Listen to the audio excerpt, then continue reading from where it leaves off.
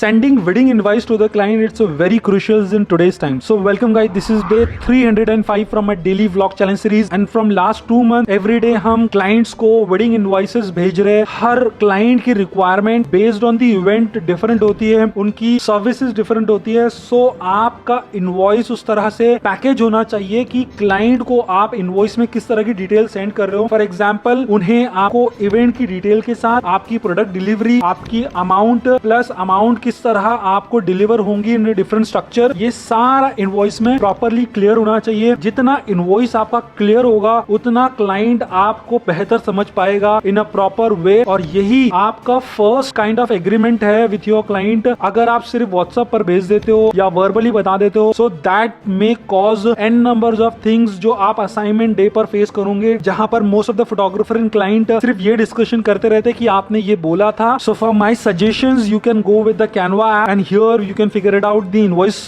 template, and in that template and structured or plan every requirement जो clients को होती है. अगर आपके पास Canva में उसका template है तो फिर आप और द कंप्यूटर या फिर फोन पर ही उसे आसानी से एडिट कर पाएंगे और कहीं पर भी क्लाइंट को सेंड कर पाएंगे. So today we are signing off day 61 from a digital product launch series and you can join our wish list. The link is mention in bio. Only the registration applicants get the early access to use this particular app and definitely this will going to help your business. Thank you so much.